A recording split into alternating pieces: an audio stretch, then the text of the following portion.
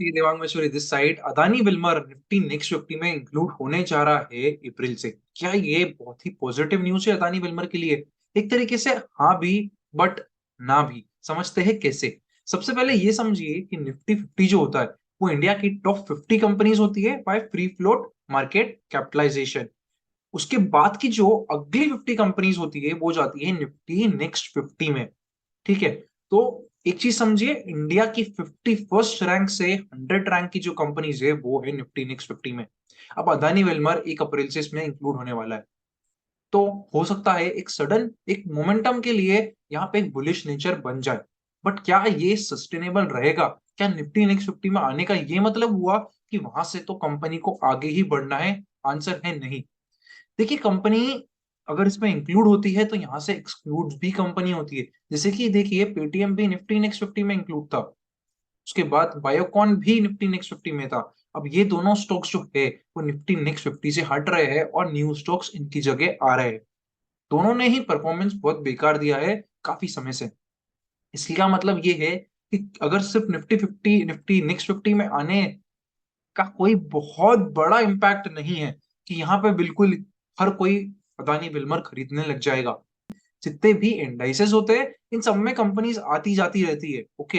एक कैसे डिसाइड करते हैं? इनका एक प्रोसीजर बना हुआ है, एक पूरा फ्लो है, एक कमिटी बैठती है, वो डिसाइड करती है इसको निकालो, ये हमारे प्रोसेस में नहीं आ रहा है, और ये कंपनी को उठाओ और इसको इस इंडेक्स में डालो, ये हमारे क्राइटेरिया सेटिस्फाई कर रही है। तो बायोकॉन पेटीएम बहुत गिर गया इसलिए पीछे आ गया, और ये आगे आ गया इसलिए इंक्लूड हो रहा है। हाँ, इंक्लूड होता है तो ग्लोबल लेवल पे सब लोग ये इंडाइस को ट्रैक करते हैं और इसके कारण अपने आप ही इन्फ्लोज आ जाते हैं। बट एक मोमेंटम के लिए वो इन्फ्लोज रहेंगे, वन टाइम इन्फ्लोज रहते हैं। इसके बाद अगर स्टॉक परफॉर्म फिर भी नहीं करता है तो हो सकता है कुछ समय बाद उस स्टॉक को वापस से निफ्टी नेक्स्ट 50 या जो भी इंडेक्स है उससे बाहर निकाल दे। इसलिए कोई श्योरिटी नहीं है ये कि ये चीज से बिल्कुल कंपनी रिवाइवल हो जाएगी। अब बात करें, अगर अगर इस न्यूज से कुछ नहीं होगा तो हमें अदानी विल्मर में करना क्या चाहिए? देखिए, एक बात बहुत क्लियर है। अदानी के जितने भी स्टॉक्स है ये ओवर वैल्यूड कोई आज सडनली नहीं हुए हैं कि सब लोग एकदम से आपको हर जगह बोल रहे हैं कि स्टॉक ओवर वैल्यूड हो गया था, स्टॉक ओवर वैल्यूड हो गया था। अब देखेंगे लास्ट 1 ईयर 1.5 ईयर से ही ये स्टॉक्स ओवर वैल्यूड है। बट अब आप बोलेंगे अरे ओवर वैल्यूड है तो इतना कैसे बढ़ गया? यही तो स्टॉक मार्केट है, इतना सीधे से सब चीजें नहीं चलती है। कुछ चीज ओवर वैल्यूड भी होती है, चीजें अंडर वैल्यूड भी होती है। ठीक है। तो उसी तरीके से था तो ये 1 डेढ़ साल से ही ओवर वैल्यूड, आज भी ओवर वैल्यूड ही है। बट प्राइस फिर भी बढ़ते जा रहा था।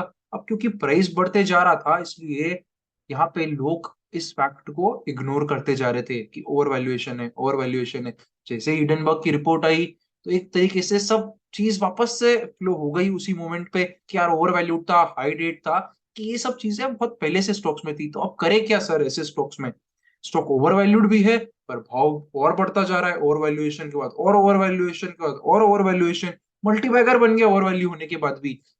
इसका आंसर है कि जब आपको एक चीज फॉर एग्जांपल समझ में आ गई है कि यार स्टॉक तो ओवर वैल्यूड है पर प्राइस तो बढ़ते जा रहा है, तो यहाँ पे आपको ट्रेलिंग स्टॉप लॉस हमेशा यूज करना चाहिए। और ये बहुत ही पॉपुलर कंसेप्ट भी है। जैसे जैसे स्टॉक आगे बढ़ते जा रहा है अब आपका स्टॉप लॉस भी बढ़ाते जाए इन्वेस्टमेंट्स के लिए भी, जिससे कि आप जब भी वो लेवल हिट होगा आप वहां से बाहर हो जाएंगे। ठीक है, क्योंकि आप अब सिर्फ एक प्राइस के डाउनफॉल का ही वेट कर रहे हैं। अगर स्टॉक ओवर वैल्यूड हो गया है तो आप सिर्फ एक प्राइस के डाउनफॉल का वेट कर रहे हैं एग्जिट होने के लिए। ठीक है। आपको कंपनी पे बहुत ज्यादा बुलिश ओवर वैल्यूएशन के समय नहीं रहना चाहिए। तो वही चीज आपको अदानी विल्मर में भी यूज करनी चाहिए। अगर हम देखें इस स्टॉक को तो अभी भी ये स्टॉक ओवर वैल्यूड है, अराउंड 80 के प्राइस अर्निंग मल्टीपल्स पे चल रहा है। हिस्ट्री एविडेंट है, कुछ भी 80 100 150 इस पे कभी सस्टेन नहीं कर पाया है। 6 महीने इधर 2 महीने इधर आगे पीछे होकर वो करेक्ट हो जाता है। सही करेक्शन सही वैल्यू मार्केट घुमा फिरा के लेके आ जाता है, समय जरूर लगता है उसमें। ठीक है। तो उसी तरीके से यहाँ पे ट्रेलिंग स्टॉप लॉस यूज करिए अदानी वेलमर को। और एक स्टॉप लॉस जो आप यूज कर सकते हैं वो है अगर लिस्टिंग डे के लो को भी अगर वो ब्रेक करता है तो वहां से एग्जिट का ये एक तरीका बता रहा हूं मैं किस तरीके से आपको करना है। आप और चार्ट्स खोल के और भी देख सकते हैं, अपने अपने रिस्क के हिसाब से लेवल डिसाइड कर सकते हैं एग्जिट का। ठीक है।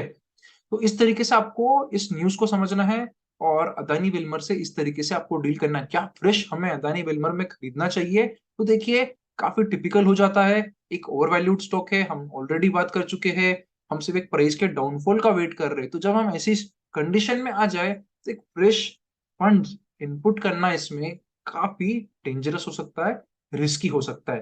ठीक है, तो उम्मीद करता हूँ आपको ये वीडियो अच्छा लगा होगा। अगर लगा है तो चैनल को सब्सक्राइब जरूर करिएगा और मिलते हैं फिर से अगले टॉपिक पे। सी यू गाइस, थैंक यू।